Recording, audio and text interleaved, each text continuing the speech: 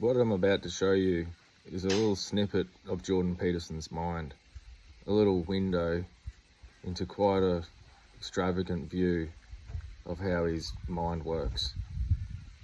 It's not a complex topic. It's not a technical jargon. It's not a hard to understand thing. And that's why I'm showing it.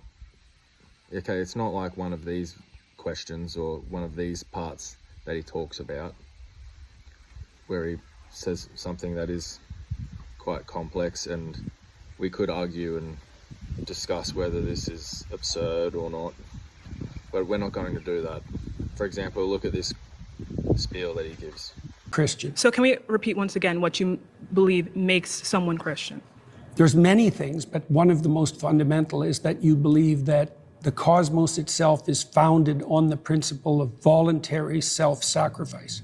Best founded.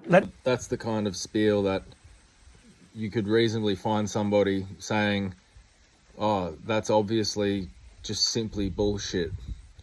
You might also find someone else saying, that's actually a really technical, the deepest explanation or definition of what it is to be a Christian. And you would have to argue about, quite a bit to really have that debate. But what we're doing in this video is nothing of the sort. We're just discussing what belief is, and we're seeing Jordan Peterson's mind divulge its conception of belief. Do you believe in the all-knowing, all-powerful, all-good notion of God? What do you mean by believe? Do you think it to be true? That's the circular definition. What do you mean How when is you that say you circular? believe? How is that circular? Because you added no content to the answer by substituting the word true and believe. I said you think it to be true. All right, so if What's you a believe belief? something, you stake your life on it. What do you mean by that? You live for it and you die for it. That's what I mean by that. It isn't something that you say. It isn't something that's associated with logical consistency. It's not declarative. It's not propositional. It's not a figment of your imagination. It's the presupposition of your attention and your action. And you're either fragmented, in which case you worship multiple gods, or there's some unity at the bottom of it that makes you an unstoppable force. Okay. Now, quite frankly, this kind of talk, this kind of response, it just strikes me as absurd. I don't even know where to begin. But I just want to lay some basic facts down that I think that every sane person would agree with. Belief is not ever something that we hold within ourselves against something else that we feel is more likely to be true.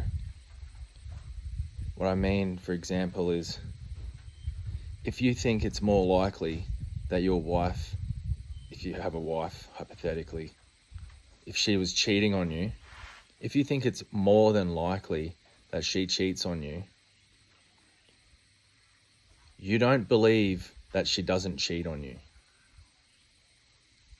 Okay, you believe she cheats on you. You know it's not something that you know. You know it's not a fact. You might live your life as if she doesn't cheat on you.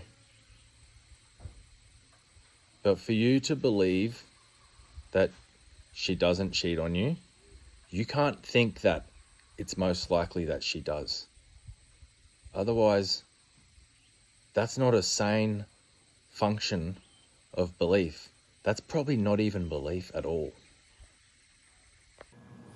Okay, so you're saying that you don't believe something if you wouldn't die for it? Is that Not what you're really, no. saying? Okay. So then, How would you define belief? Something you say? Okay.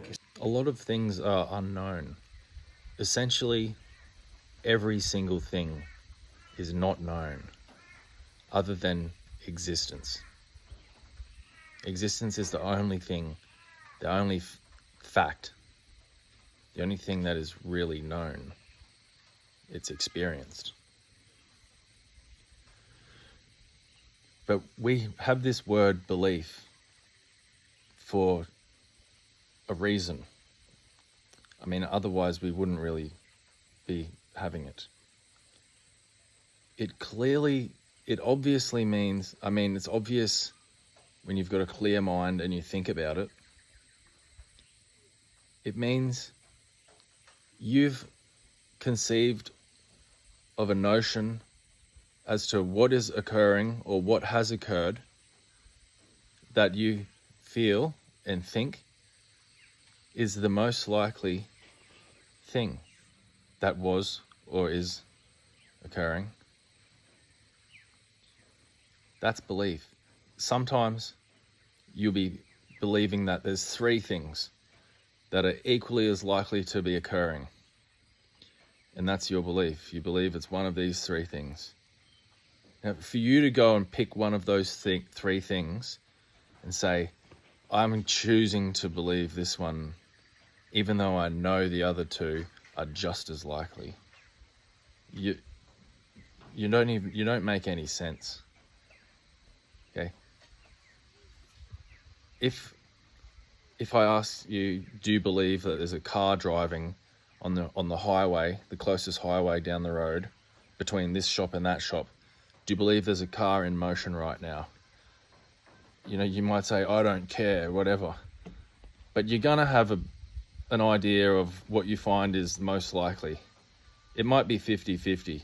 But for me right now, I totally believe there's a vehicle driving on the highway down the road, at least within 2 kilometers from where the start of this road comes off the highway. I'm not going to go and die for that belief. I'm not living for that belief. Belief is not when you shut off the rest of the world and say, I'm not listening to these sensory reports. I'm going to just stick with this thing here and say it's the truth. This idea I've got in my mind, contrary to all my sensory reports that are showing it's most likely not the case. That's not belief. That's insanity. Or it's at least attempting insanity.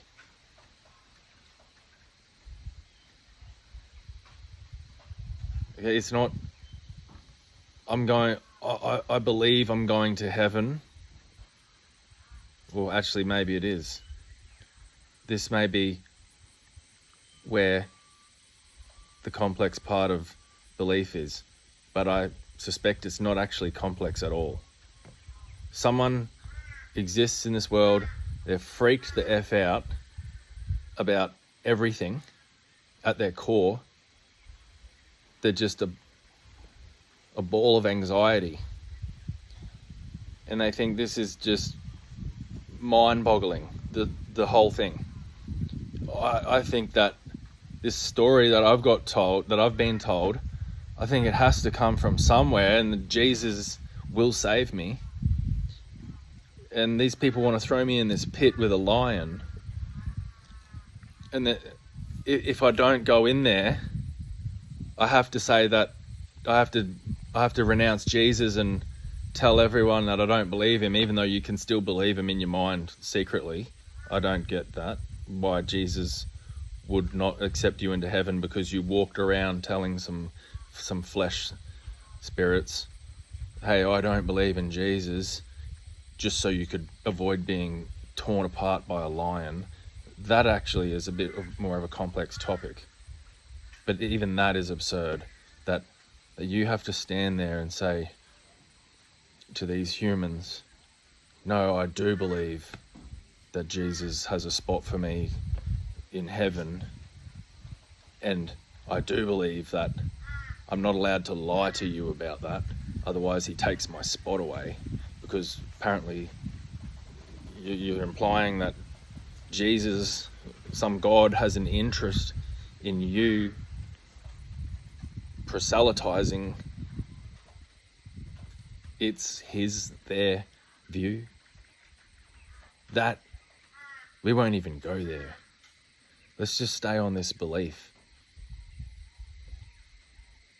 You know, you believe your car is in the garage. It might not be in the garage. It's just simple stuff, Jordan Peterson.